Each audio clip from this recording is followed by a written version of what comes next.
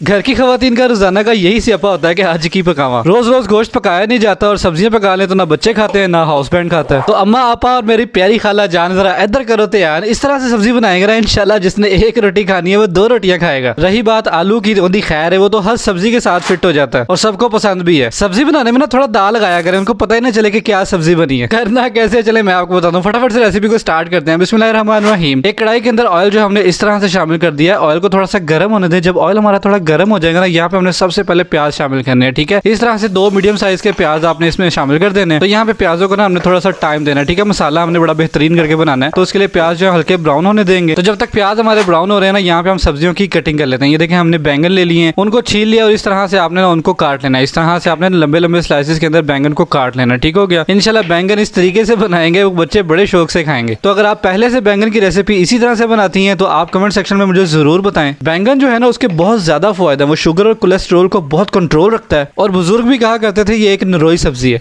Note, नरोई का मतलब मुझे नहीं पता, अगर आपको पता है तो कमेंट सेक्शन में जरूर बताएं। चले, जिसके बाद बारी आ गई बेवफा सनम की, जो हर सब्जी के साथ फिट हो जाता है, आलू की। आलू की इतनी टेंशन नहीं होती, आलू सभी लोग पसंद करते हैं तो कोई मसला नहीं है। इस तरह से आलू आपने ले लेने हैं, वो भी इस तरह से कटिंग कर लेने हैं। अच्छा, आप चाहें तो यहाँ पे थोड़े छोटे स्लाइसेस भी कर सकते हैं, मैं थोड़े बड़े स्लाइसेस कर रहा हूँ, कोई मसला नहीं होने वाला। इंशाल्लाह प्रॉपर तरीके के साथ ये गल जाएगा। तकरीबन 1 पाव बैंगन थे और उतने ही आलू जो है वो हमने ले लिए हैं। तो यहाँ पे आलू की कटिंग होगी कंप्लीट। ये देखें इस तरह से आपने काट लेने। और अब चलते हैं प्रोग्राम के बकिए से की जानिब, जहाँ पे ये देखें हमारे प्याज जो हल्के हल्के इनके किनारे ब्राउन होने शुरू हो गए। ठीक है, बहुत ज्यादा ब्राउन आपने नहीं करना। जब ये कंडीशन बन जाए तो यहाँ पे हमने 2 मीडियम साइज के टमाटर जो है इस तरह से चॉप करके वो भी डाल देंगे। ठीक हो गया। किसी भी हांडी की बेस होती है जी उसका मसाला। अगर आपने मसाला अच्छा बना लेना इंशाल्लाह आपका टेस्ट भी जबरदस्त आएगा और आपकी लुक भी बड़ी जबरदस्त आएगी। चैलेंज, यहाँ पे अदरक लहसुन का पेस्ट चला जाएगा तकरीबन 1 टीस्पून और उसके साथ ही रेड चिली पाउडर चला जाएगा तकरीबन 1 टीस्पून।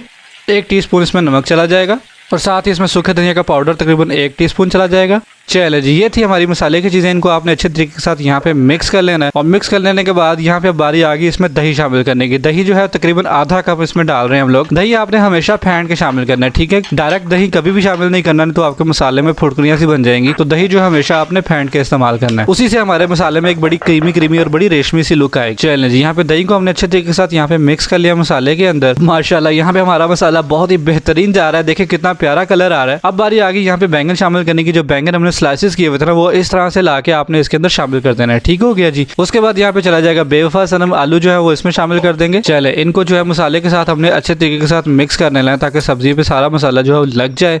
चले जी, मिक्स करने के बाद इसको पकने देते हैं। यहाँ पे देखें इसको पकते हुए तकरीबन 5 मिनट हो चुके हैं और सब्जी जो है वो आपकी हल्की हल्की नरम होना शुरू हो गई है, लेकिन ये अभी पकी नहीं है। तो यहाँ पे थोड़ा सा चम्मच जरूर चलाएं क्योंकि हांडी को अगर छेड़ेगा नहीं ना तो हार्डर हम होकर उसने नीचे लगना शुरू हो जाना है। ठीक हो गया जी। यहाँ पे देखें इसको पकते हुए मजीद 5 मिनट हो चुके हैं और ये देखिए हमारे बैंगन जो है काफ़ी हद तक तकरीबन 70-80% जो है वो गल चुके हैं। मसला होता है आलू को गलाने का, तो आलू को यहाँ पे हम चेक कर लेंगे इस तरह से। ये देखें इस तरह आपने काट के चेक कर लेना है। आलू में ना अभी थोड़ी सी कसर है तो इसको तकरीबन 5 मिनट हम और पकाएंगे। तो ये देखिए 5 मिनट बाद हमारी सब्जी जो है काफ़ी अच्छे तरीके के साथ घुल चुकी है। अब यहाँ पे हमने दोबारा आलू को चेक करना है। इस तरह से चम्मच में निकाल के इसको तोड़ के देखेंगे, कोई मसला नहीं है। जो आलू टेबल पे गिरा था वो मैंने उठा के खा लिया था। एक एक जर्रे को भी इंशाल्लाह हम वेस्ट नहीं करेंगे। यहाँ पे आलू जो है ये देखिए हमारे बहुत अच्छे तरीके के साथ गल चुके हैं। बस यही वाली कंडीशन हमें चाहिए थी। अब गार्निशिंग के लिए यहाँ पे हरे धनिया को कैसे भूल सकते हैं, इंशाल्लाह वो हमारी हांडी में 4 चांद लगा देगा। और उसके साथ ही यहाँ पे हरी मिर्चें लंबी लंबी काटी हुई वो भी शामिल कर दें। और ये यहाँ पे मेरे पास 1 टीस्पून जीरा इस तरह से फैला के अपनी हांडी में वो भी शामिल कर दें। माशाल्लाह जी, चस आ गई सब्जी पकाने की। इन चीज़ों को आपने अच्छे तरीके के साथ यहाँ पे मिक्स कर लेना है और फ्लेम को कर देना है हमने बंद। ले जी, हमारी हांडी हो गई तैयार। इसको एक प्लेट में निकाल दूंगा मैं आपके लिए। तो मुझे बहुत सारे कमेंट्स आ रहे थे सब्जी की रेसिपी बनाने के लिए, तो कैसी लगी आपको मेरी आज की सब्जी की रेसिपी मुझे अपने कमेंट सेक्शन में ज़रूर बताना है। मैं आपके कमेंट्स का बहुत ही बेसब्री से इंतजार करता हूँ। मैं मिलूंगा इंशाल्लाह आपसे अगली एक और किसी बहुत ही ज़बरदस्त सी रेसिपी वीडियो के साथ। तब तक के लिए मुझे दुआ में ज़रूर याद रखिएगा। अल्लाह हाफिज़।